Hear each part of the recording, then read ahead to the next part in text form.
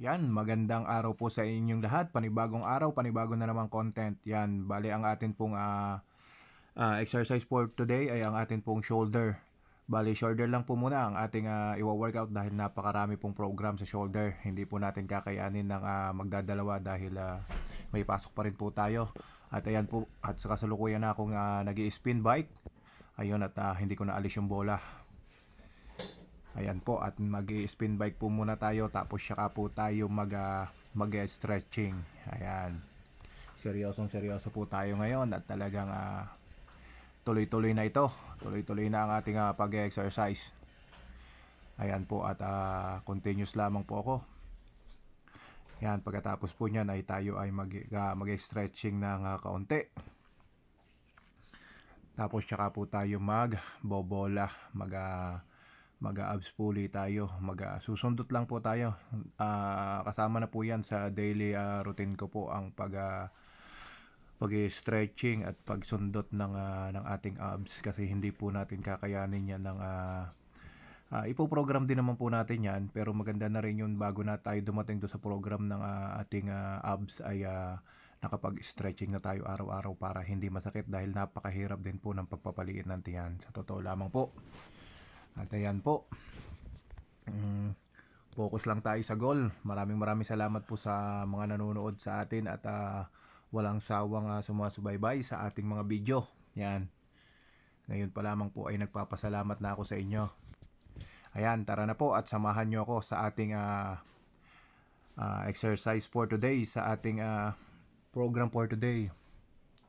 Ayan po, at magse-set up na tayo ng ating equipment. Bali, ihaharap ko po siya dito sa bandang kanan dahil po medyo masikip po doon. Hindi po tayo makakapwesto ng ayos. Yan po ang gagamitin ko. Hindi ko po gagamitin yung isa dahil yun po ay ginagamit ko lamang sa pag-chest at hindi ko rin po siya may adjust.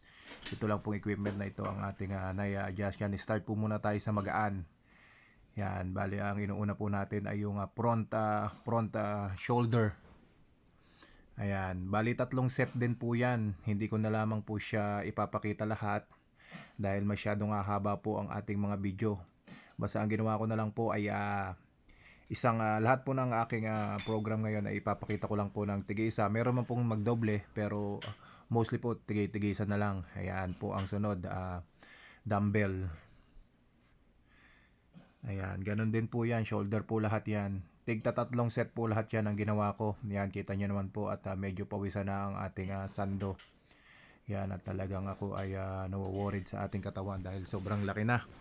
Napakahirap talaga ng magpapayat. Madaling magpalaki. Ang sarap kasi nga kumain ng kumain. Yung pagkain kasi hindi mo makokontrol lalo't pag nandiyan na sa lamesa kahit anong gusto mo. At yan nga po, nadulas pa. Ayaw mag-iingat at talaga naman.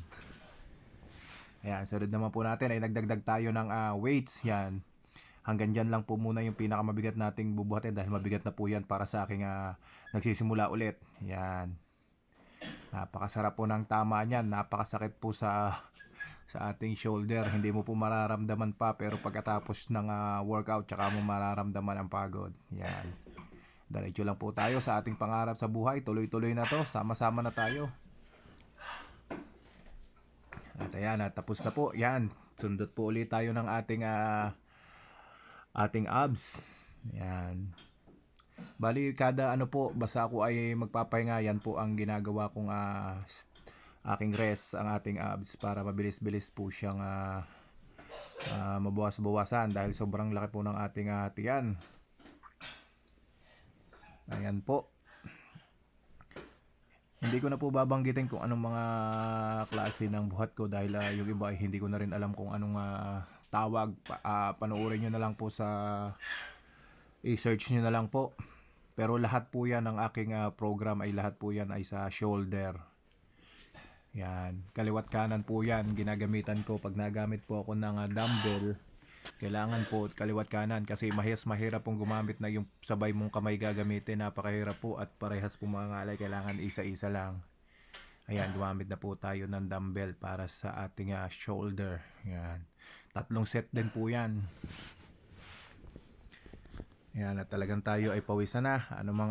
Talagang nagising pa tayo ng umaga para laang tayo ay makapag-umpisa. Yun nga laang hindi tayo makapag-ingay ng malakas dahil kami po ay nasa third floor at nakakahiya po sa baba kapag tayo ay nakapagbaksak ng isang equipment dahil napakalakas, dahil bawal pong magingay. Ang start po ng pwede tayong magingay ay 7 to 10 ng gabi, and then the rest hindi na po tayo pwedeng magingay. Yan, andyan na po tayo sa lower, sa likod po na shoulder. Yan, ganun po ang aking ginagawa. Ako po ay hirap na dyan. Talagang pinipilit ko lang talaga dahil kailangan. At ayan, mag-ano po tayo. Yan po ay shoulder dito po sa may bandang taas ang tama. At ayan, magaan pa po yung aking binubuhat na yan, pero sa tulad ko na nagsisimula uli at ay napakabigat po niyan. 30 pounds po ang kada isa. Ayan po, yan, kita nyo po, hindi ko siya binubuhat ng dalawa, hinahalin-hinan ko ang aking dalawang kamay dahil napakabigat po talaga niya, napakahirap. At ayan po yung pinakamabigat na 35 pounds, 70 pounds. May tama pa rin po yan sa ating shoulder, pero may tama rin po yan sa ating tagiliran. Ayan, malapit na po tayong matapos. Tuloy-tuloy lang po tayo sa ating ginagawa hanggang sa makuha natin ang ating goal for today. Yan, maraming salamat po sa walang sawang panonood sa ating mga live. At thank you po sa mga sumusuporta sa akin. Hanggang dito na lamang po at maraming salamat po sa inyong lahat.